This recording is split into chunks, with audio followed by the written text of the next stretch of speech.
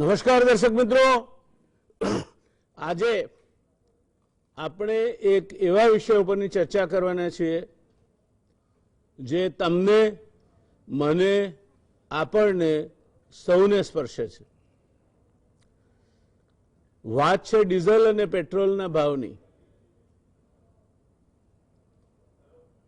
એક સમય એવો હતો જ્યારે સરકાર ઓઇલ માર્કેટિંગ કંપનીઓને ભાવ નક્કી કરીને આપતી હતી અને એ ભાવે ખોટ ખાઈને પણ ઓઇલ માર્કેટિંગ કંપનીઓ પેટ્રોલ અને ડીઝલ વેચતી હતી.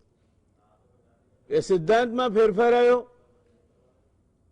સરકાર જે લાખો કરોડોની સબસિડીઓ ઓઇલ માર્કેટિંગ કંપનીઓને ચૂકવતી હતી એ વધતી જતી હતી.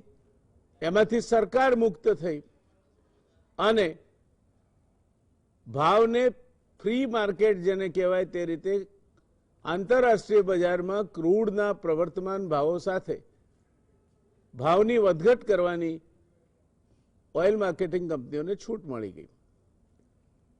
આનંદ થાય એવી વાત હતી. સરળ સિદ્ધાંત છે. આંતરરાષ્ટ્રીય બજારમાં ક્રૂડના ભાવ વધે તો પેટ્રોલ ડીઝલના ભાવ વધે. આંતરરાષ્ટ્રીય બજારમાં ક્રૂડના ભાવ ઘટે તો પેટ્રોલ ડીઝલના ભાવ ઘટે. આવું સામાન્ય સમજ સૌની હતી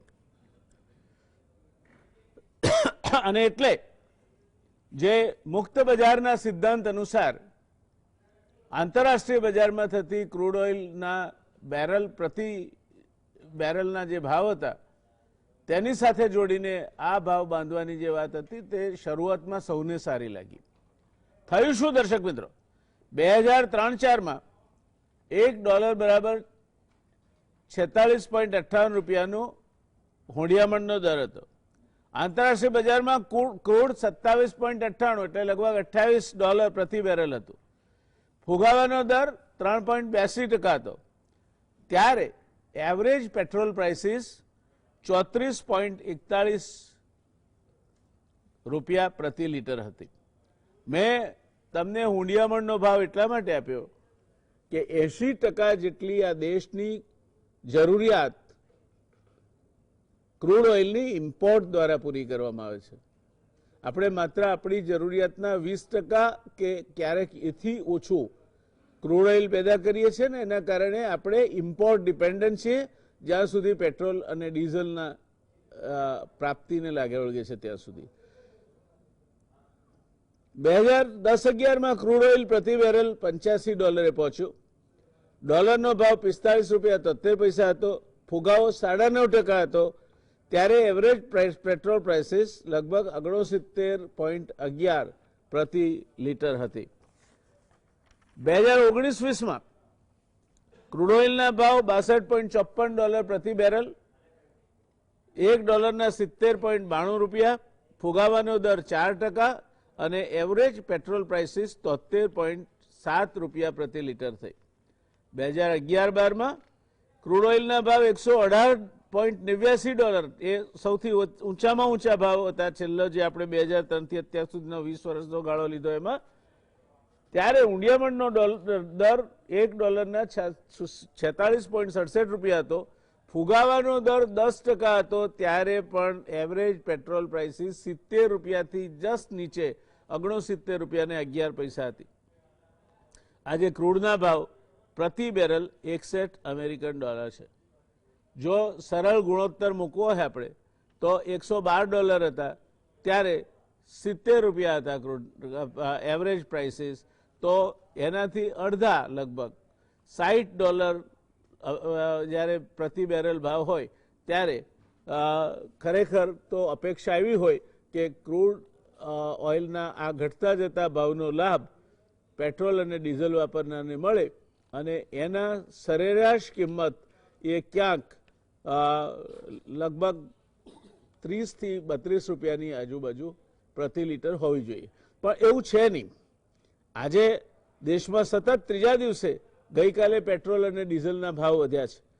છેલ્લે ગુરુવાર તારીખ 11 ફેબ્રુઆરીના દિવસે સરકારી કંપનીઓએ પેટ્રોલના ભાવમાં 25 પૈસા અને ડીઝલના ભાવમાં 30 પૈસાનો વધારો કર્યો હતો. સરકારી કંપનીઓને પેટ્રોલ અને ડીઝલના ભાવ એ પેલા કમાઉ દીકરા જેવા સાબિત થતા હોય તેવું લાગે છે. પરિણામે અમદાવાદમાં પેટ્રોલનો ભાવ પ્રતિ લીટર 85 રૂપિયા ને 10 પૈસા, ડીઝલનો પ્રતિ લીટર ભાવ થયો 84 રૂપિયા ને 2 પૈસા, દિલ્હીમાં 87-85, મુંબઈમાં 94-36 અને દિલ્હીમાં ડીઝલનો ભાવ 78 રૂપિયા 3 પૈસા, મુંબઈમાં 84-94 થયો. પેટ્રોલના રિટેલ ભાવમાં સરકારની એક્સાઇઝ ડ્યુટી, હવે જે સમજવાની વાત આવે છે દર્શક મિત્રો કે ભાવ કેમ નથી ઘટતા, સરકારની એક્સાઇઝ ડ્યુટી અને વેટ હવે એમાં જે ખરી જગલરી છે, ખરી જાદુગીરી છે તે આવે છે 61% છે. ડીઝલમાં આ પ્રમાણ 56% છે. એટલે અમદાવાદમાં પેટ્રોલના ભાવ પ્રતિ લીટર 85 હોય તો એમાંથી લગભગ 52 રૂપિયા સરકાર લઈ જાય છે. કેન્દ્ર અને રાજ્યોને સૌથી વધુ ટેક્સ પેટ્રોલિયમમાંથી મળે છે. આ કારણથી પેટ્રોલિયમ પર જીએસટી સ્વીકારાતો નથી, કારણ કે જો એ સ્વીકારાય તો 61% ને બદલે 28%નો જ બોજો પડે. સીધો 33%નો ફાયદો એ વપરાશકારને થાય. ક્રૂડ સસ્તું થાય ત્યારે સરકાર ટેક્સ વધારી અને પેટ્રોલ ડીઝલ મોંઘા રાખે છે. લોકડાઉન વખતે ક્રૂડ ઓઇલનો ભાવ $30 પ્રતિ બેરલ હતો, જે આજના $61 પ્રતિ બેરલ કરતાં અડધાથી પણ ઓછો ગણાય. તે સમયે સરકારે પેટ્રોલ અને ડીઝલ પર 11 થી 13 રૂપિયા પ્રતિ લીટર સુધી ટેક્સનું ભારણ નાખ્યું હતું. હવે જ્યારે ક્રૂડ ઓઇલના ભાવ વધી રહ્યા છે ત્યારે સરકાર જો લોકડાઉન વખતે લાદેલા ટેક્સ પાછા ખેંચે તો પેટ્રોલ અને ડીઝલમાં પ્રતિ લીટર સરેરાશ 13 રૂપિયાનો ઘટાડો થવો જોઈએ. આમ થવાની શક્યતાઓ નહીવત છે. કેન્દ્ર સરકારનું પેટ્રોલ પ્લાનિંગ એનાલિસિસ સેલ એટલે કે પીપીએસસી જ પેટ્રોલિયમ કંપનીના રેટ અને ટેક્સની ગણતરી કરે છે. ગયા 300 દિવસમાં 60 દિવસ એવા હતા જ્યારે આંતરરાષ્ટ્રીય બજારમાં ક્રૂડ ઓઇલના ભાવ વધ્યા, જ્યારે પેટ્રોલ 7 દિવસ અને ડીઝલના ભાવમાં 21 દિવસ ઘટાડો થયો. 250 દિવસ કિંમતમાં કોઈ ફેરફાર ન કરાયો. એમ કહેવું કે petrol diesel all time high છે તે અસંગત છે. પેટ્રોલ કે ડીઝલ ક્રૂડમાંથી બને છે. આપણા દેશની કુલ જરૂરિયાતના 80% ક્રૂડ આપણે આયાત કરીએ છીએ. સ્વાભાવિક રીતે બે જ કારણો ભાવ વધારો માટે જવાબદાર ગણી શકાય. પહેલું, આંતરરાષ્ટ્રીય બજારમાં ક્રૂડના વધતા ભાવ અને બીજું ડોલરની સરખામણીમાં નબળો પડતો રૂપિયો. આ સામે આપણે નિસહાય છીએ. એમાં કોઈ દેશની સરકાર કશું જ ના કરી શકે. આપણે જરૂરિયાતના પ્રમાણમાં બંને પરિબળો એટલા અસરકારક નથી જેટલું અસરકારક પેલું એક્સાઇઝ ડ્યુટી અને વેટના ભારણનો 61%નો બોજ છે. આની ભારતીય અર્થવ્યવસ્થામાં સામાન્ય માણસ પર, ઉદ્યોગો પર અને ટ્રાન્સપોર્ટ સેક્ટર પર શું અસર પડે છે તેની આજે આપણે ચર્ચા કરવા છે. દર્શક મિત્રો, ક્રૂડ ઓઇલ અને એમાંથી બનતા પેટ્રોલ અને ડીઝલ, તમારે અર્થશાસ્ત્રના સિદ્ધાંત પ્રમાણે સાર્વત્રિક દરેક ક્ષેત્રને ક્યાંક ને ક્યાંક બોઝિલ કરવું હોય, બોજો નાખવો હોય તો તમે ક્રૂડ પ્રાઇસીસ અથવા તો એનર્જી પ્રાઇસીસને તમે અડો એટલે આપોઆપ દરેક ગૃહિણીને એનું બળતણ મોંઘું થાય. નોકરિયાત માણસ સ્કૂટર પર જતો હોય, મોટરસાયકલ પર જતો હોય તો એનું બળતણ મોંઘું થાય. બસમાં તમે મુસાફરી કરતા હો તો એ બસોને એમનું ડીઝલ મોંઘું થાય. ટ્રકો જે આપણું રોજબરોજની વસ્તુઓનું પરિવહન કરે છે, શાકભાજીથી માંડીને જીવન જરૂરિયાતની વસ્તુઓનું, એ ટ્રકોને ડીઝલના ભાવ વધે તો એનો સીધો બોજ એમના પર પણ પડે.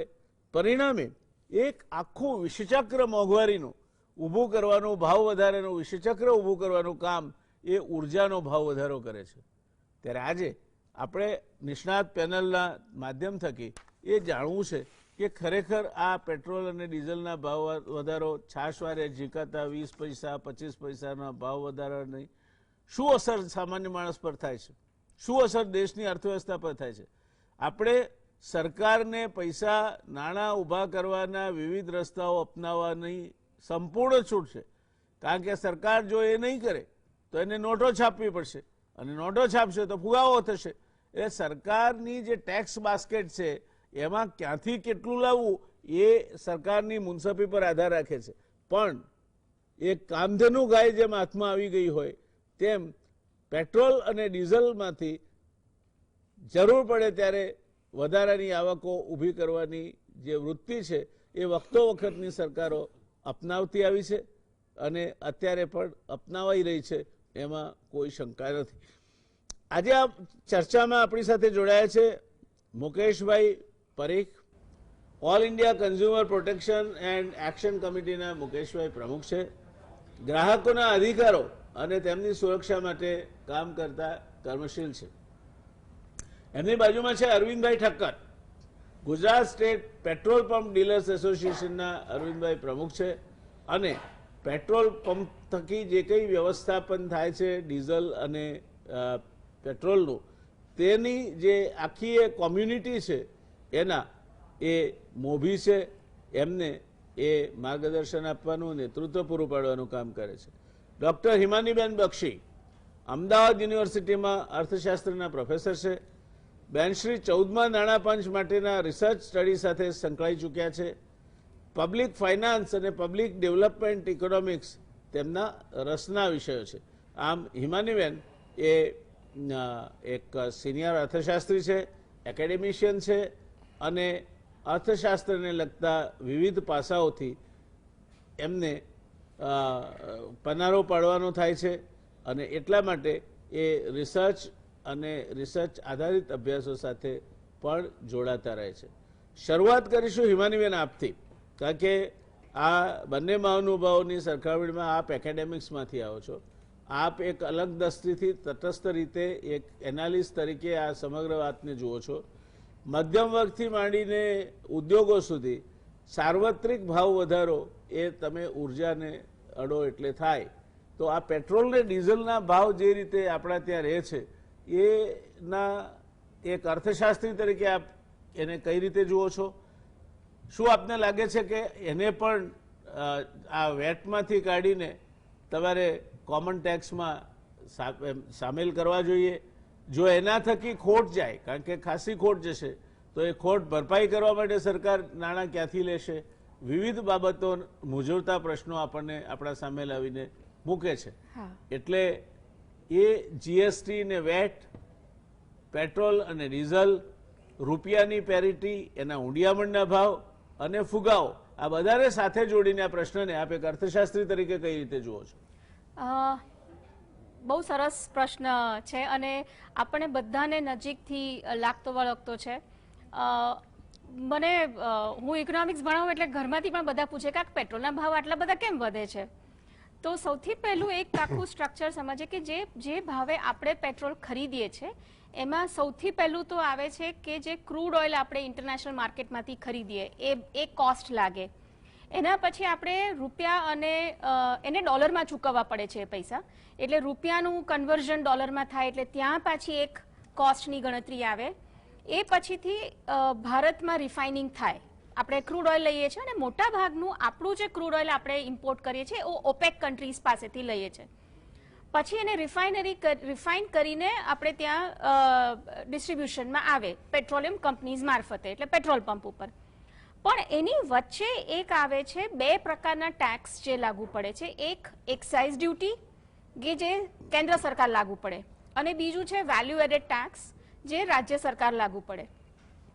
હવે 2017માં જ્યારે આપણે ગુડ્સ એન્ડ સર્વિસ ટેક્સ લાવ્યા ત્યારે બીજા બધા જ વેટ અને બીજી બધી જ એક્સાઇઝ ડ્યુટીને આપણે જીએસટીમાં મર્જ કરી નાખી. પણ કેન્દ્ર સરકારના લેવલે એક્સાઇઝ ડ્યુટી પેટ્રોલિયમ પ્રોડક્ટની એમાંથી બહાર રાખી અને રાજ્ય કક્ષાએ લીકર અને પેટ્રોલિયમ પ્રોડક્ટ્સ આ બે વેટને આપણે જીએસટીમાંથી બહાર રાખ્યા. પહેલું એનું એક કારણ, તમે જે મને પૂછતા હતા જીએસટીમાં કેમ નથી, એનું કારણ એવું છે કે જ્યારે જીએસટી આવ્યું ત્યારે મહારાષ્ટ્ર, ગુજરાત, તમિલનાડુ કે જે લોકો ખરેખર મેન્યુફેક્ચરિંગ સ્ટેટ છે, જે લોકો રાજ્યો ઉત્પાદન વધારે કરે છે, એ લોકો રાજ્યોને એવો ડર હતો કે અમારી રાજ્યની આવક જીએસટીમાં ઓછી થઈ જશે. એટલે કેન્દ્ર સરકારે એવો પ્રોમિસ કર્યું કે ભાઈ તમારી દર વર્ષે 14% ટેક્સ રેવન્યુ વધવી જોઈએ અને જો કોઈક વર્ષે 14 ને બદલે 10% વધી તો બાકીના 4%નું કમ્પન્સેશન અમે તમને આપીશું. એટલે કેન્દ્ર સરકારની આ પ્રોમિસ ઉપર આ બધા રાજ્યો તૈયાર થયા કે સારું, કારણ કે આટલા દરે જો આવક ન વધે તો રાજ્યનું ફાઇનાન્સીસ ખોરવાઈ જાય. હવે એમાં એવું હતું કે 14% થી વધારે ઓછું ન થાય, માટે બે પ્રોડક્ટ્સ એટલે પેટ્રોલિયમ અને લીકર આ બે છે ને પેલી રેવન્યુ જનરેટિંગ સોર્સ હતા, એને એ બહુ મહત્વના સોર્सेस હતા, એટલે એને સરકારે એમાંથી બાકાત રાખ્યા કે સમય જતાં આપણે વિચારીશું કે જીએસટી કેવું પરફોર્મ કરે છે ને પછી આપણે એડ કરીશું ને એના આધારે જીએસટી કાઉન્સિલમાં આ નક્કી થયું. હવે આ એક માહોલ થયો એટલે અત્યારની તારીખમાં પણ વેલ્યુ એડેડ ટેક્સ જે પેટ્રોલમાંથી આવે છે એની ઉપર રાજ્ય સરકાર ખૂબ નિર્ભર હતી, ગુજરાત સરકાર પણ. અને જો હું તમને ગણતરી આપું કે લગભગ છેલ્લા ઘણા સમયથી જીએસટીની આવકમાં ઘટાડો હતો, કોવિડની પહેલા પણ જીએસટીની આવકમાં ઘટાડો હતો, એટલે આમ પણ રાજ્યો કેન્દ્ર પાસેથી પૈસા માંગતા હતા અને કેન્દ્રએ પૈસા નહીં આપ્યા. એમાં પાછું લોકડાઉન આવ્યું. હવે લોકડાઉન દરમિયાનની જો હું તમને પ્રાઇસ અને ડિમાન્ડની વાત કરું તો એપ્રિલ 2020 થી નવેમ્બર 2020 સુધીમાં લગભગ 10 મિલિયન જેટલો પેટ્રોલની ડિમાન્ડમાં ઘટાડો થયો. આનો અર્થ શું થાય કે સરકારની આવકમાં ઘટાડો થાય. ખરેખર તો થવો છે ને, કારણ કે પેટ્રોલ લોકો ખરીદતા નહોતા, લોકડાઉન હતું, લોજિસ્ટિક્સ ટ્રાન્સપોર્ટેશન બંધ હતું, લોકો ઓફિસ નહોતા જતા, એટલે પેટ્રોલની માંગમાં ઘટાડો થયો. એની સામે જીએસટીની માંગમાં ઘટાડો થયો, એટલે એને પહોંચી વળવા માટે કેન્દ્ર સરકારે આ સમય દરમિયાન જ પેટ્રોલ અને ડીઝલની એક્સાઇઝ ડ્યુટીમાં વધારો કર્યો. અને જોવાનું એ છે કે આ જ એપ્રિલ 2020 થી નવેમ્બર 2020 દરમિયાન જ સરકારની પેટ્રોલની એક્સાઇઝ ડ્યુટીમાં 48% વધારો થયો. એટલે એક બાજુ પેટ્રોલની માંગમાં ઘટાડો થયો, ખરીદમાં ઘટાડો થયો, અને બીજી બાજુ સરકારની એક્સાઇઝમાં વધારો થયો. એનું કારણ એવું છે કે 2014માં પેટ્રોલ ઉપર જે એક્સાઇઝ ડ્યુટી હતી એ લગભગ 9 રૂપિયાને 48 પૈસા પર લીટર હતી અને ડીઝલ ઉપર લગભગ 3 રૂપિયાને 56 પૈસા પર લીટર હતી. એનો વધારો કરતા આપણે આગળ આવ્યા અને 2020માં આપણે સીધો 13 રૂપિયાનો વધારો કરી નાખ્યો, કારણ કે આપણે રેવન્યુ જોઈતી હતી. અને એમ કરતા આજની તારીખમાં પેટ્રોલ ઉપર કેન્દ્ર સરકારની એક્સાઇઝ 32 રૂપિયાને 98 પૈસા છે અને ડીઝલ ઉપર 31 રૂપિયાને 83 પૈસા છે. એટલે બહુ જ મોટો ફરક આવે. આ લગભગ અત્યારે જે આપણે પેટ્રોલના પૈસા કે ડીઝલના પૈસા ચૂકવીએ છીએ એમાંથી 39% તો માત્ર કેન્દ્ર સરકાર એક્સાઇઝ ડ્યુટીમાં લઈ જાય છે અને ડીઝલમાં લગભગ 42.5% કેન્દ્ર સરકાર એક્સાઇઝમાં લઈ જાય છે. એ પછી દરેક રાજ્યો એની ઉપર વેટ લાગુ પડે. હવે એમાં હું એક સારી અને એક ક્રિટિકલ વાત કરું કે ગુજરાત સરકારનો પેટ્રોલ ઉપરનો વેટ બીજા રાજ્યો કરતા ઓછો. વર્ષોથી એણે રિફોર્મ લાવ્યું હતું, પણ ધારો કે અત્યારના આંકડા આપું તો ગુજરાત સરકારે જૂન 2020માં 17% થી લઈને 20.1% વેટ કરી નાખ્યું ને 4% ઉપર સેસ, લગભગ 24%, અને ડીઝલ ઉપર પણ 24.2% આવું છે. દિલ્હી સરકારનો વેટ 30% છે પેટ્રોલ ઉપર. મુંબઈ ગવર્મેન્ટ મુંબઈમાં અલગ ટેક્સ છે. મુંબઈમાં લગભગ 26% વેટ છે અને પાછું 10 રૂપિયા પર લીટર ચાર્જીસ લે છે. એટલે આમ જોવા જાવ તો ગુજરાત સરકારે પેટ્રોલ ઉપર રિલેટિવલી બીજા રાજ્યો કરતા ઓછો ટેક્સ લાગુ પડ્યો. પણ ચિંતાનો વિષય બીજો છે કે દિલ્હીમાં ડીઝલ ઉપર માત્ર 16.75% વેટ છે, ગુજરાતમાં એ 20% વત્તા 4% સેસ. એવી જ રીતે મુંબઈમાં પણ 24% વેટ ખરો, પણ ઉપરથી માત્ર 3 રૂપિયા પર લીટર છે.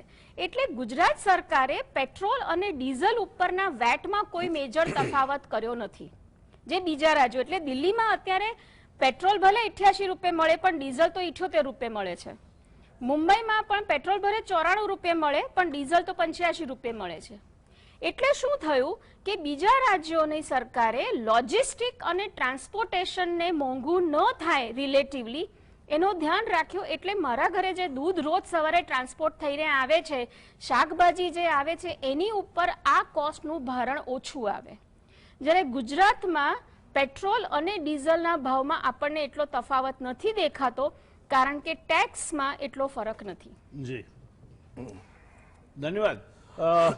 મુકેશભાઈ, આપ તો ખરેખર વપરાશકારોને, ગ્રાહકોને, એ તબક્કાને આપ એનું પ્રતિનિધિત્વ કરો છો. આપ કઈ રીતે જુઓ છો જે ભાવ વધતા ચાલ્યા ડીઝલના, પેટ્રોલના, અને પરિણામે આજે જે પરિસ્થિતિ છે, આપણે ભાવ શું છે બેને બહુ વિગતવાર સમજાવી દીધું છે. એનું જસ્ટિફિકેશન આપવાના અથવા તો એના બીજી ચિંતામાં પડવાની અત્યારે આપણે હવે આગળ પ્રયત્ન નહીં કરીએ. આ જે ભાવ છે ગુજરાતમાં પેટ્રોલ અને ડીઝલના, એને આપ ગ્રાહકોની દ્રષ્ટિએ જોવા માંગતા હો તો કઈ રીતે જુઓ? ચોક્કસ જયનારાયણભાઈ બેને કહ્યું એ સાચું છે, ચિંતાનો વિષય છે. દેશના કરોડો ગ્રાહકો માટે પેટ્રોલ અને ડીઝલનો બેફામ ભાવ વધારો કેટલી ચિંતાનો વિષય છે. ગ્રાહકોના ખિસ્સા પર કેટલો બોજો પડે છે એ આપણે બધા જ સમજીએ છીએ, જાણીએ છીએ ને અનુભવ કરીએ છીએ. હું આપને એક નાનકડી વાત કરું, કેટલી સ્પષ્ટ છે. આજે 10 થી 15,000નો નોકરિયાત વર્ગ ટુ વ્હીલર વાપરે છે એમના નોકરીના સ્થળે જવા માટે. તો રોજનું 1 લીટર પેટ્રોલ એ વાપરે તો એ સરકારને દરરોજ 50 રૂપિયા આપે છે, એટલે મહિને 1,500 રૂપિયા. તો 10,000ની કમાણી કરનાર વ્યક્તિ, નોકરિયાત વર્ગ, સરકાર એની પાસેથી 1,500 રૂપિયા ખંખેરે છે.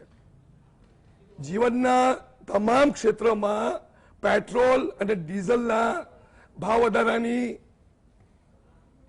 પ્રતિકૂળ અને નકારાત્મક અસરો થાય છે. જેમ દૂધ અને શાકભાજીનું કહ્યું તો ડીઝલનો ભાવ વધારો તો જગતના અન્નદાતાને બી સ્પર્શે છે. કિસાન ને આપણે અન્નદાતા કહીએ છીએ, પણ એને પણ આ ભાવ વધારો નડે છે. ફિશિંગ, માછીમારી કરનાર જે બોટ ચલાવે છે અને પોતાનું ગુજરાન કરે છે, તો એના પર બી આ ભાવ વધારાની અસર પડે છે. તો પેટ્રોલ અને ડીઝલનો ભાવ એ પ્રત્યેક વ્યક્તિ 135 કરોડ ગ્રાહકોનો આપણો દેશ છે. હું હંમેશા કહું છું, હિન્દુસ્તાનમાં એક પણ એવી વ્યક્તિ નથી કે જે સરકારને 1 રૂપિયો ના આપતી હોય. ભિખારી એ પાર્લેનું પેકેટ 5 રૂપિયાનું લે તો એક્સાઇઝ ડ્યુટીમાં 1 રૂપિયો સરકારને ચૂકવે છે. પ્રત્યેક વ્યક્તિ જે ગ્રાહક છે, ઉપભોક્તા છે. મુકેશભાઈ, રોકાઈશું આપણે અહીંયા એક નાનકડો કમર્શિયલ બ્રેક માટે, પછી આપની ચર્ચા ચાલુ રહેશે. ચોક્કસ. આપ જે વાત કહી રહ્યા છો ખૂબ રસપ્રદ વાત છે દર્શક મિત્રો, કે નાનામાં નાનો માણસ 10,000 15,000 કમાતો માણસ પણ પોતે 1,500 રૂપિયા જો વાહન રાખતો હોય તો એ ટેક્સ રૂપે, બળતણના ટેક્સ રૂપે ચૂકવે છે. ગંભીર બાબત છે. એક ભિખારી 5 રૂપિયાનું પેકેટ લે, તેના ઉપર 20% એટલે 1 રૂપિયો એ ટેક્સ તરીકે ચૂકવે છે. આ બાબતો ખરેખર ક્યાં જોડો ડંખે છે એનું ઉદાહરણ છે. પણ રોકાઈશું આપણે એક નાનકડા કમર્શિયલ બ્રેક માટે, અને કમર્શિયલ બ્રેક બાદ ફરી પાછી મુકેશભાઈ એમની જે વાત કહી રહ્યા છે તેની ચર્ચા ચાલુ રહેશે. રોકાઈએ કમર્શિયલ બ્રેક માટે. નમસ્કાર દર્શક મિત્રો, પેટ્રોલ અને ડીઝલના ભાવ એક સામાન્ય માણસને કઈ રીતે નડે છે એની રસપ્રદ સમજ મુકેશભાઈ આપી રહ્યા હતા. મુકેશભાઈ, ફરી પાછા આપની પાસે. હાજી, પેટ્રોલ અને ડીઝલનો ભાવ વધારાનો જે આપના જીએસટીવીના માધ્યમથી આપણે ડિબેટ કરી રહ્યા છે, એ ખરેખર યુનિવર્સલ અને બર્નિંગ ઇસ્યુ છે, સર્વવ્યાપક. કોંગ્રેસ હોય કે ભાજપ હોય, કોઈ પણ રાજકીય પક્ષો આ સમસ્યાનો ઉકેલ કરી શકવામાં નિષ્ફળ ગયા છે. મેડમે કહ્યું કે 1 એપ્રિલ પેટ્રોલની એક્સાઇઝ ડ્યુટી ફક્ત 9 રૂપિયા 48 પૈસા હતી અને આજે 32 રૂપિયા 98 પહોંચી છે. તો પેટ્રોલ અને ડીઝલમાં જે રાક્ષસી બેફામ ઊંચા સરકારી કરવેરાઓની પુનઃ સમીક્ષા કરવાનો સમય પાકી ગયો છે.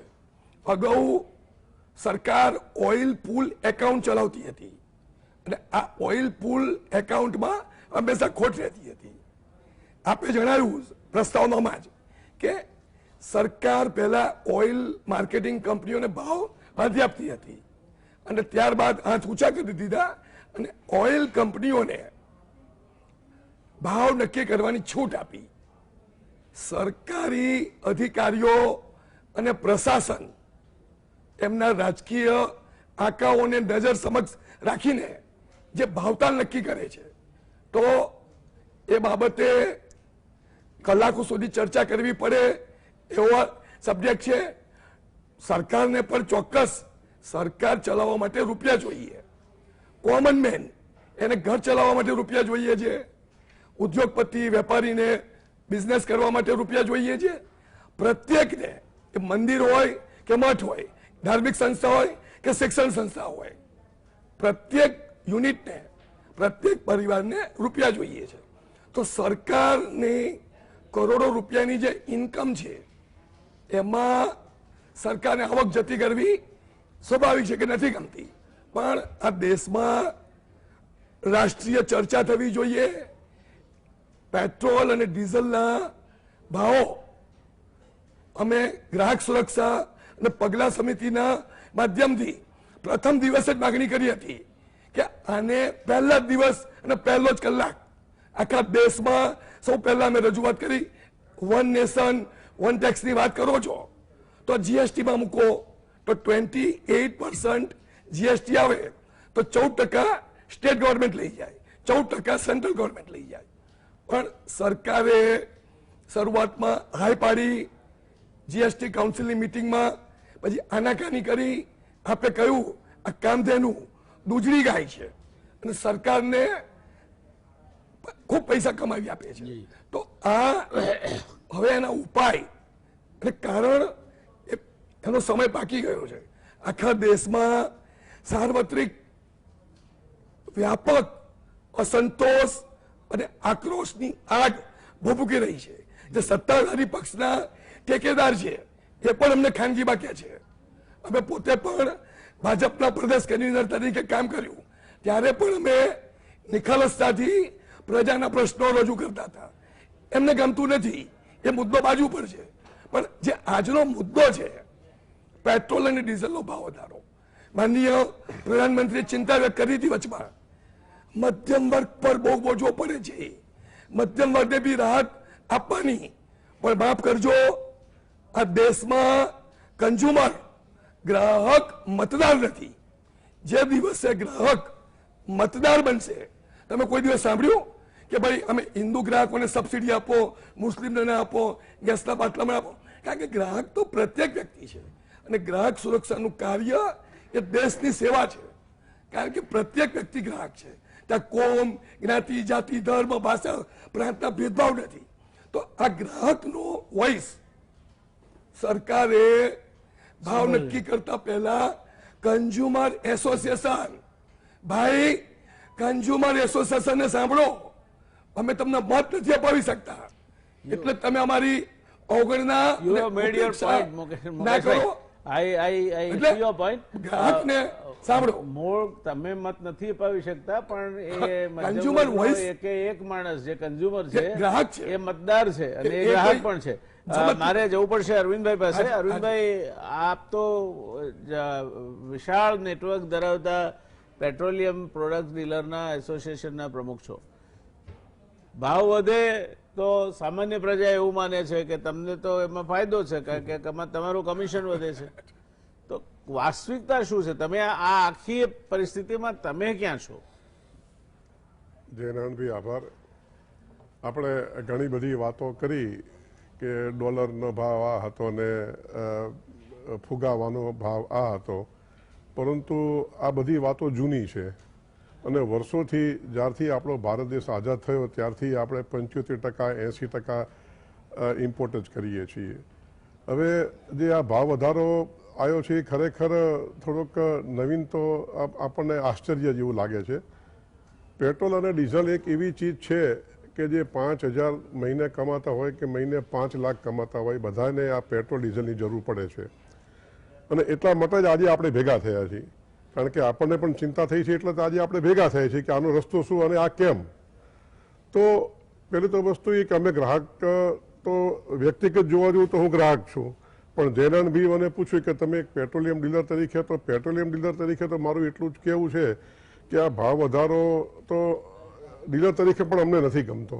નથી ગમતું એનું કારણ એક જ છે કે જેમ આપે કીધું કે કસ્ટમર ઘણીક વાર આવીને અને એમ કહે તમને તો આમાં ફાયદો થયો, પણ એકચ્યુઅલી હું આપને કહું કે જ્યારે પેટ્રોલનો ભાવ 50 રૂપિયા હતો ત્યારે અમારી જે ઘટ આવતી હતી, જે માનો કે એક ટેન્કરે અમારે 100 લીટરની ઘટ આવતી હતી, તો 100 લીટરને 50 રૂપિયાના ભાવે અમારા 5,000 રૂપિયા જતા હતા. આજે 85 રૂપિયા થઈ ગયા છે તો અમારા 8,500 રૂપિયા ગયા, એટલે અમને 3500 રૂપિયાનો લોસ ગયો. બીજું ઇન્વેસ્ટમેન્ટ અમારું વધી ગયું એટલે અમારી વ્યાજ ખાત વધી ગઈ, અને એ સિવાય જે વપરાશ જે છે એ પણ ધીમે ધીમે ઘટી ગયો. અને આમાં ભાવ વધારાથી ફક્ત 2 સરકારી જે એજન્સી છે એને ફાયદો થયો છે કે જે સેન્ટ્રલ ગવર્મેન્ટ છે, જે પેટ્રોલ ઉપર 9.56 પૈસા લેતા હતા એને બદલે 32.98 થયા, એમાં સેન્ટ્રલ ગવર્મેન્ટને ફાયદો થયો. લગભગ 250% અરે 450% વધારો થયો અને ડીઝલમાં 800% વધારો થયો. સ્ટેટ ગવર્મેન્ટને પણ ઓટોમેટિક ફાયદો થાય છે, કારણ કે જેમ ભાવ વધે એટલે ટકાવારી આનો જે રેટ છે એ ટકાવારી ઉપર છે, એટલે આમાં ગુજરાત સરકાર કંઈ ના કરે ને તોય એની ઇન્કમ અત્યારે વધતી જાય છે. પરંતુ આમાં 2 જ વ્યક્તિને માર પડે છે, એક ગ્રાહકને કે જેને પોતાના ખિસ્સામાંથી જ પૈસા જાય છે, અને બીજા અમે ડીલરો એવા છીએ કે જેનું અમારું ઇન્વેસ્ટમેન્ટ વધે છે એની સામે કમિશન વધતું નથી. અને તકલીફ તો એ છે કે અમારું કમિશન છેલ્લે ભારત સરકારે 1/8/2017ના દિવસે વધાર્યું હતું, જેને આજે 44 મહિના થયા. 44 મહિના સુધી એટલે કે 3.5 વર્ષ થયા, હજી સુધી અમારું કમિશન વધ્યું નથી. એટલે એ પણ અમને અત્યારે પેટમાં દુખાવો તો થાય જ છે, પ્લસ આ વધારાનો દુખાવો થયો. એટલે અમે પેટ્રોલિયમ ડીલર આ ભાવ વધારાથી નારાજ જ છીએ. એ સિવાય ભાવ વધારો સરકાર કરે છે અને સાંભળવું પડે છે અમારે. અમારા ત્યાં ગ્રાહક હોય ને કે તમે તો અમારા ખિસ્સા, જેને બોલતા આવડતો એ બોલતા જમવામાં જગલો એટલે કે તમે તો અમારો ખિસ્સો કાપી લીધું ને તમે તો એને જે બોલતા આવડતું છે, પણ એ સાંભળવું અમારે પડે છે. એટલે અમે તો બધી બાજુથી જયનાનભાઈ વિક્ટીમ છીએ. એટલે અમે કસ્ટમર અને ડીલર, હું ફરી વાર કહું છું કે કસ્ટમર અને ડીલર આ બંને બહુ જ વિક્ટીમ થયા છે. આપની પરિસ્થિતિ મધ્યમ વર્ગ જેવી છે, જેને બધી બાજુથી દબાણમાં રહેવું પડે છે. તો અને આ તો એક બીજી પણ એક વાત કહું કે આ એક્સાઇઝ વધી, હજી બહુ હિડન થોડુંક આમાં વધારો થયો છે કે 1/8/17 જ્યારે અમારું કમિશન વધ્યું ત્યારે 1 લીટર ઉપર, આ હજી કોઈને ખબર નથી, 1 લીટર ઉપર ફક્ત 3 પૈસા લાયસન્સ ફી રિકવરી થતી હતી. અમે અમારી ભાષામાં LFR કહીએ છીએ.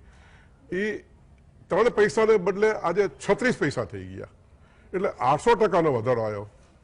એ એકદમ હિડન જ છે, કોઈને ખબર નથી. હું કહું છું ને, ફર્સ્ટ ટાઈમ અમે એટલે હું આપને કહું છું કે અમને તમે ચોખ્ખી વાત કરું, 1000 લીટરે અમે 43 રૂપિયા પેટ્રોલમાં આપતા હતા, એના બદલે આજે 450 રૂપિયા આપીએ છીએ.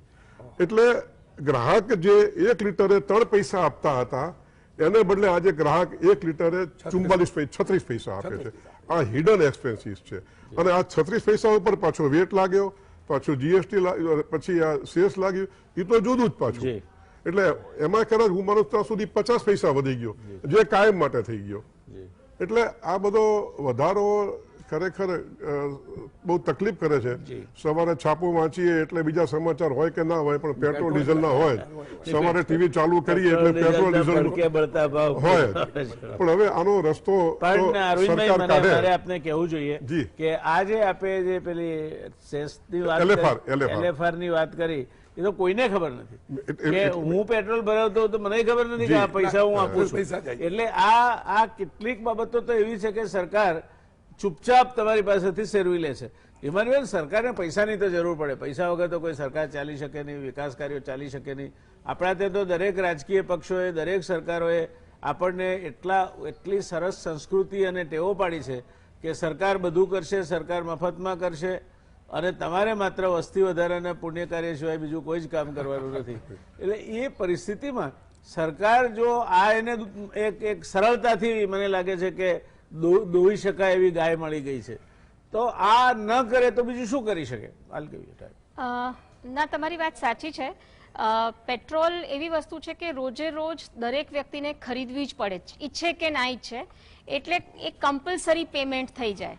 આજે બિસ્કિટ મારે ના ખરીદવા હોય, મને ટેક્સ મોંઘો પડતો હોય તો હું ઓછું કરી શકું, પણ પેટ્રોલમાં એવું નથી. એટલે સરકારને છે ને ગણતરી પણ એક્યુરેટ થાય કે આટલી આવક જનરેટ થશે કારણ કે આટલું પેટ્રોલનું કન્ઝમ્પશન છે. હવે એક વાત પણ એવી સાચી કે બંને કેન્દ્ર સરકાર અને રાજ્ય સરકારને સામાન્ય સંજોગોમાં પણ ખર્ચ કરવાનો હોય, અને જો આપણે એવું ઈચ્છીએ કે સરકાર ડિફેન્સ પાછળ ખર્ચ કરે, રસ્તાઓ પાછળ ખર્ચ કરે, આરોગ્ય અને હેલ્થ પાછળ ખર્ચ કરે, તો સરકાર આપણને સ્માર્ટ સિટી જોઈએ. જો આવું બધું આપણે ઈચ્છતા હોઈએ તો સામે સરકારને આવક લેવાની જ છે, સરકારને આવક જોઈશે અને એ આવક આપણા જ ખિસ્સામાંથી જવાની છે. પણ કોના ખિસ્સામાંથી જાય છે અને કેવી રીતે એ આવક જાય છે એ મહત્વનું છે. હવે જો તમને એક ઉદાહરણ આપું કે ગયા બજેટમાં સરકારે એક ટાર્ગેટ કર્યો હતો કે 12 લાખ કરોડ રૂપિયાની આવક એ લોકો ડિસઇન્વેસ્ટમેન્ટમાંથી કરશે. જે પબ્લિક સેક્ટર કંપનીઓ છે એને વેચીને એમાંથી કમાશે અને એ ખર્ચો વાપરી શકશે. માર્કેટ બહુ જ અપ હતું, બહુ જ સાચો સમય હતો ડિસઇન્વેસ્ટમેન્ટ કરવાનો, પણ 12 લાખ કરોડમાંથી આપણે માત્ર 32,000 કરોડનું જ ડિસઇન્વેસ્ટમેન્ટ કરી શક્યા. જો પેલાનું 50% પણ આપણે અચીવ કર્યું હોત ને તો અત્યારે સરકારને આ ખાધ આટલી ન પડત અને એમને પેટ્રોલ ઉપર જ આધાર રાખવો ના પડત. આ પહેલી વસ્તુ. એટલે ટેક્સ સિવાયના પણ આવકના રસ્તાઓ છે. બીજી વસ્તુ, જો ટેક્સની વાત આવે છે તો કોર્પોરેટ ટેક્સ, ઇન્કમ ટેક્સ એ બધા એવા ટેક્સીસ છે કે જેનો ભાર પૈસાદાર ઉપર વધારે પડે અને ગરીબ ઉપર પ્રમાણમાં ઓછો પડે. જીએસટી અથવા તો પેટ્રોલ ઉપરમાં ઊંધું છે કે જેમ સાહેબે કીધું એમ 10,000 કમાનારને 1500 રૂપિયા આપવા પડે, એટલે એના રિલેટિવલી એની ઉપર એનું ભારણ વધારે આવે. હવે આ બજેટમાં જ્યારે ઇન્કમ ટેક્સમાં કે કોર્પોરેટ ટેક્સમાં કોઈ સુધારો ના થયો, કમ્પ્લાયન્સીસ ઉપર જ્યારે કોઈ ભાર ના આપવામાં આવ્યો, ત્યારે એવી સમજણ આવી ગઈ હતી કે પેટ્રોલના ભાવ વધશે. કારણ કે ઇન્કમ ટેક્સ અને કોર્પોરેટ ટેક્સમાંથી આવક વધારવાના કોઈ રસ્તા નથી કર્યા, તો સરકાર આવક કમાશે ક્યાંથી? અને માટે આ પગલાં ભરાયા છે. એટલે કદાચ એની ઉપર હવે જો રેટ નથી કમસે કમ બદલ્યા, તો કમ્પ્લાયન્સીસ ઉપર જો આ આવતા ફાઇનાન્શિયલ યરમાં ભાર મૂકે ને તો ટેક્સ ડિફોલ્ટ ઓછું થશે ને તો પણ કદાચ ફાયદો થશે. ત્રીજી વસ્તુ, જીએસટીમાં ઘણા લાંબા સમયથી ચર્ચાઓ ચાલે છે કે રિફોર્મની હજુ જરૂર છે.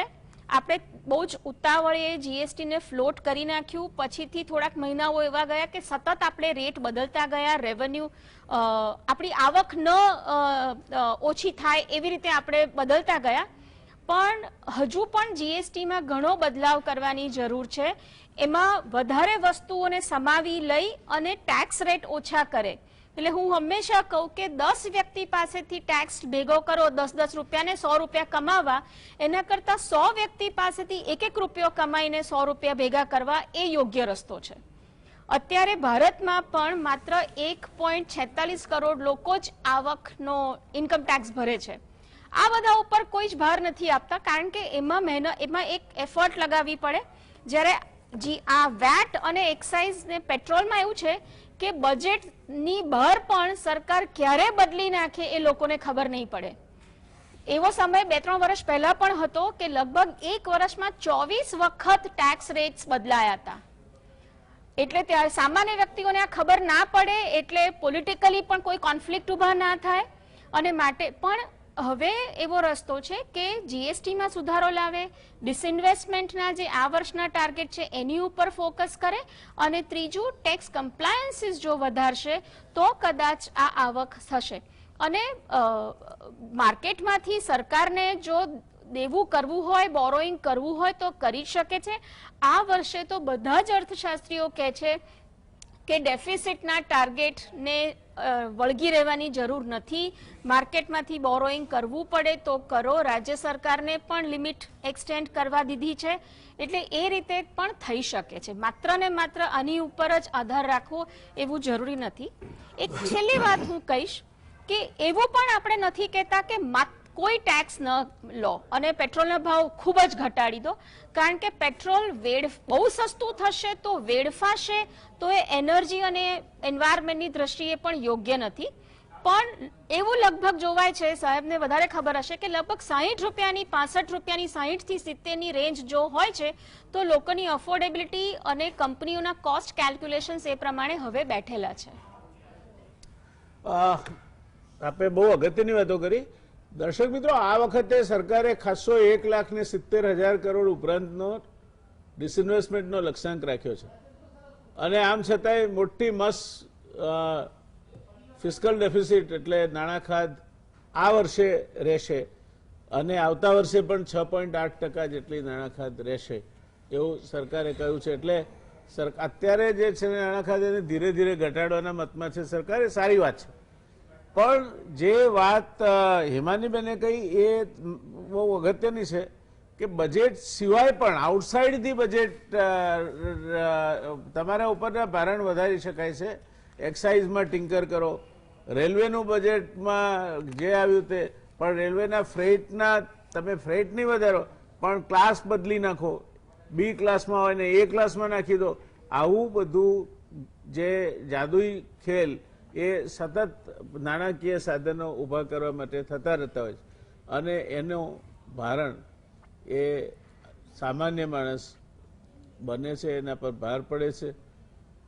ભાઈએ કહ્યું તે સાવ સાચી વાત છે કે એક ભિખારી 5 રૂપિયાનું બિસ્કિટનું પેકેટ લે તો એ માગી ભીખીને લાવેલા પૈસામાંથી પણ 1 રૂપિયો સરકાર લઈ જાય છે. એટલે આ પરિસ્થિતિમાં ચોક્કસ સરકારે નાણાં ઊભા કરવા જોઈએ. બધું જ સરકાર મફત આપે, બધું જ સસ્તું આપી દે એ શક્ય નથી, પણ ક્યાંક રેશનલાઇઝેશનની જરૂર છે. મુકેશભાઈ, શું કહેવું છે આપને? આપ કઈ કહેવા માંગો છો? ચોક્કસ વ્યાસ સાહેબ, મેડમે કહ્યું, આપે કહ્યું, અરવિંદભાઈએ કહ્યું, પેટ્રોલ ને ડીઝલના ભાવો ઘટવા જોઈએ. પણ હવે સરકારને આવક જતી કરવી ગમતી નથી. સરકારને સરકાર ચલાવવા, વિકાસના કામો કરવા સતત નાણાંની ભૂખ રહે છે. ગમે તેટલા રૂપિયા સરકારની આવક થાય પણ બે છેડા જેમ કોમન બેનના ભેગા નથી થતા. તાણતૂસ પૈસાની સતત પડે છે. દર મહિને પરિવારને તકલીફ પડે છે. તો આનો ઉપાય શું?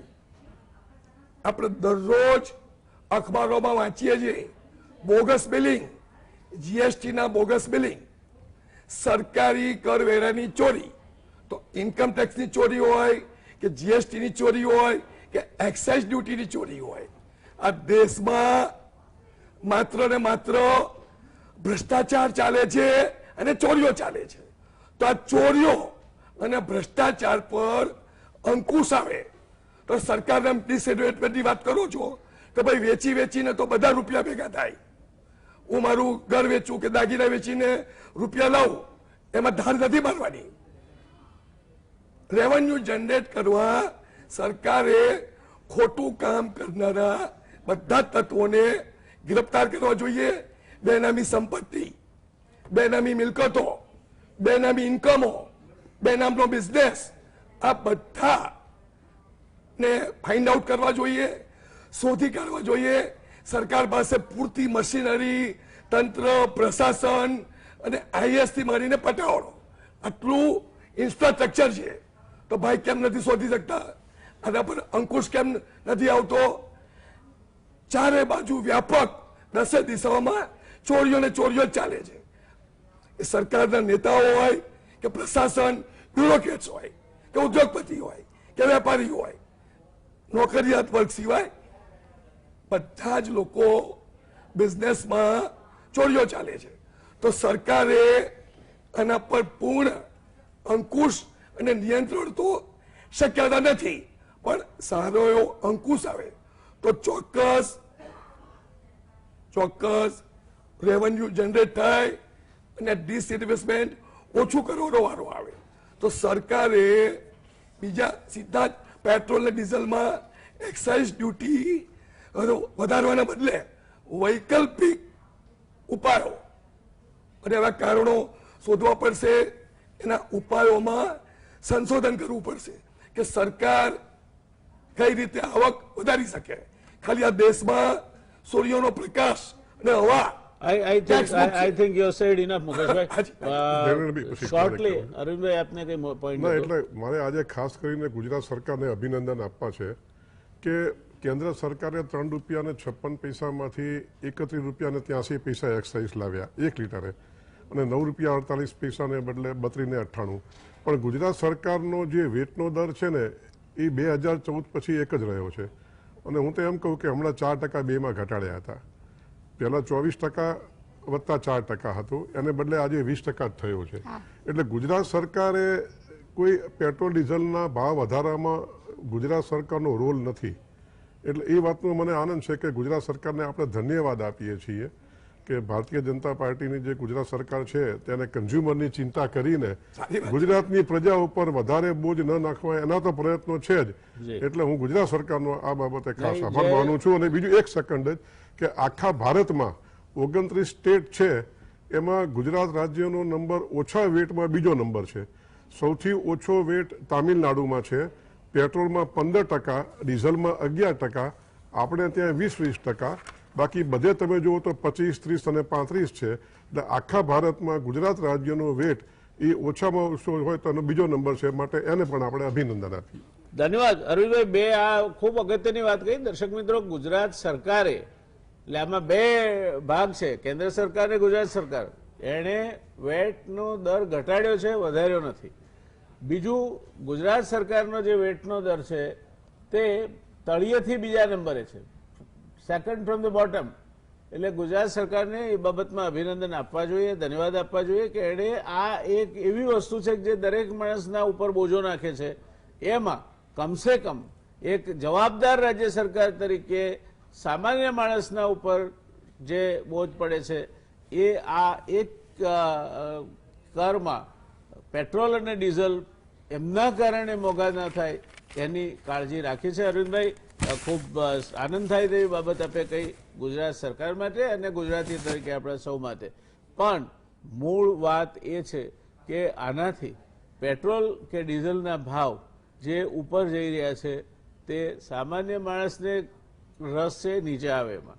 સામાન્ય માણસને રસ છે એના બજેટમાં એના કારણે વધારે ભાર ન પડે. સામાન્ય માણસને રસ છે એ 10,000 12,000નો પગારદાર ₹1,500 વેરા તરીકે ન ચૂકવે એના ઉપર. એમાં આમાં ક્યાંક હિમાનીબેન આપને લાગે છે કે રેશનલાઇઝેશન જરૂરી છે? બીજા બધા જેમાં ઓછા ટેક્સ હોય એમાં ક્યાંક ને ક્યાંક સંશોધન કરીને સરકારે આ વિચારવું જોઈએ. કારણ કે એક વખતે તમે ઉર્જાના સ્ત્રોતને અડો છો એટલે ઓવરઓલ ભાવ વધારો કરવા માટેનો એક રાજમાર્ગ તમારા માટે ખુલી જાય છે. હા. ભૂતકાળમાં એવું જોવાતું હતું કે જ્યારે ડીઝલના ભાવ વધે ને ત્યારે દૂધના ભાવ વધતા હતા. હંમેશા આ એક દૂધ અને શાકભાજીના ભાવ વધે.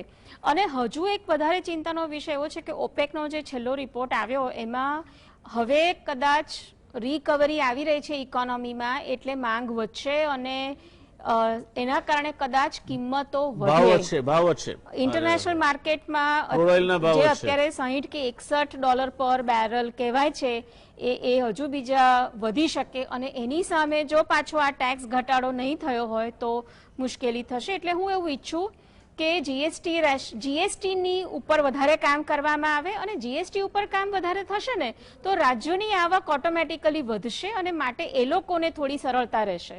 માત્ર એક જ વસ્તુ, અને આમ પણ જ્યારે ભારત જેવો કોમ્પ્લેક્સ દેશ હોય ને તો કોઈ પણ એક જ વસ્તુ ઉપર ટેક્સનું આટલું બધું ભારણ આપવું ને એ થોડુંક મુશ્કેલી પેદા કરે. કારણ કે આપણે ત્યાં જેમ રસ્તા ઉપર જોઈએ ને કે લારી પણ ચાલતી હોય અને મર્સિડીઝ પણ ચાલતી હોય.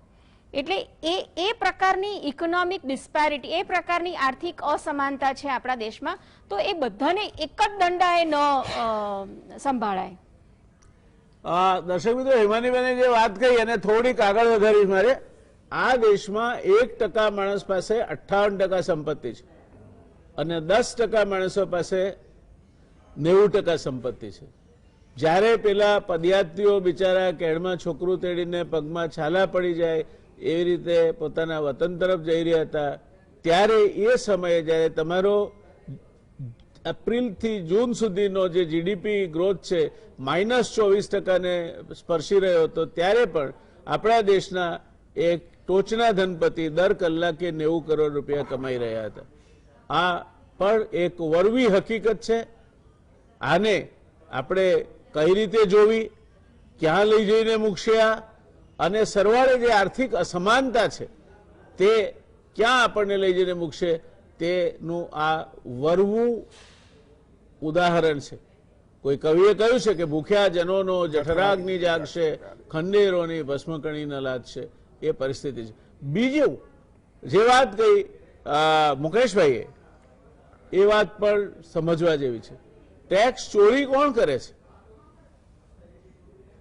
આપણી સામાજિક દાયિત્વ જ નહીં કશું.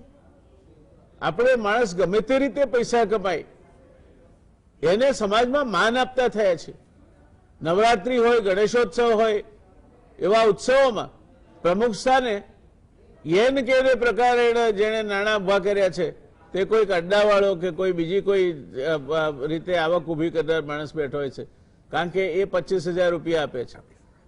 નાણાંની આટલી બધી અગત્યતા જે સમાજ જુએ છે, જે સમાજને સંસ્કૃતિ સાથે કંઈ લેવા દેવા નથી, જે સમાજને સાહિત્ય સાથે કંઈ લેવા દેવા નથી, એ સમાજ સરવાળે પેલી સ્વર્ગમાંથી ગંગા પડી તો શંકરજીની જટામાં પડી, શંકરજીની જટામાંથી હિમાલય પર પડી, અને હિમાલયથી પડીને નીચે જતા જતા જતા ખારા દવ દરિયામાં એ જઈને સમાઈ. એ જે એક વખત જે લપસે છે એનો શતમુખ વિનિપાત જ નિર્મેલો, એ બાબત આપણે ખ્યાલ રાખવી જોઈશે. એટલે બધી જ બાબતોમાં સરકારને આપણે દોષ દઈએ તો સમાજ તરીકે તમારું શું દાયિત્વ છે? અને સરકાર ક્યાંથી આવે છે? કોઈ પરદેશમાંથી થોડી આવે છે. મેં અગાઉ પણ કહ્યું છે કે તમે કાંકરિયામાંથી પતરાની ડોલથી પાણી લો, માટીના ઘડાથી પાણી લો, સોનાના વાસણથી પાણી લો કે ચાંદીના વાસણથી પાણી લો, પાણી કાંકરિયાનું છે. જે સમાજ છે એમાંથી જ નેતાઓ આવે છે, એમાંથી જ વેપારીઓ આવે છે, એમાંથી જ અધિકારીઓ આવે છે. હવે જો સમાજમાં જ સ્વત્વ નહીં હોય, એમાં જ મૂલ્યોનો હ્રાસ થયો હશે, તો એ સમાજ, જે સમાજ સંપૂર્ણ રીતે જેનું પતન થયું છે, એવા સમાજમાંથી કોઈ ચમત્કારિક ઘટનાઓ બને અને સરકાર એમાં જાદુઈ લાકડીથી બધું કરી નાખે, એવી ખોટી આશામાં રહેશો નહીં. તમે તમારા પગમાં કાંટા વાગે તો જોડો પહેરી શકો છો, દુનિયાને ચામડે મઢવાની કોઈ પેરવી કરી શકાય નહીં. તમારું આંગણું સાફ રાખો, ફળિયું સાફ રહેશે, અને ફળિયું સાફ રહેશે તો નગર સાફ રહેશે. આટલી વાત સાથે આપણે આજની ચર્ચાને અહીં વિરામ આપીએ. પેટ્રોલ ડીઝલના વધતા જતા ભાવ આપણી ચિંતાનો વિષય છે, પણ એટલી જ ચિંતાનો વિષય પેલા કરચોરો અને ખોટી રીતે પૈસા સરકારી તિજોરીમાંથી પોતાના ગજવામાં ઠાલવી જનારા છે. આશા રાખીએ એમના દિલમાં પણ રામ વસશે અને સમાજના દિલમાં પણ રામ વધશે કે આવા લોકોને એ નહીં આવકારે. અટકીશું આજે દર્શક મિત્રો અહીંયા. આવતીકાલે મળીશું એક સરસ મજાના વિષય સાથે. માંગલિક કન્યા, તમારે તમારા દીકરાનું લગ્ન કરવાનું હોય, દીકરીનું લગ્ન કરવાનું હોય તો ઘણીવાર કોઈ ટીડો જોશી મળી જાય સૂંઠના કાગડે ગાંધી થયેલો, તો એ મંગળ દોષ ગણાવીને કેટલાયના જીવન બગાડી નાખતો હોય છે. સાચી વાત શું છે એની શાસ્ત્રોક્ત ચર્ચા આપણે કાલે 9 થી 10 વચ્ચે કરીશું. મળીએ આવતીકાલે. શુભરાત્રી, શબ્બા ખેર, ટેક કેર.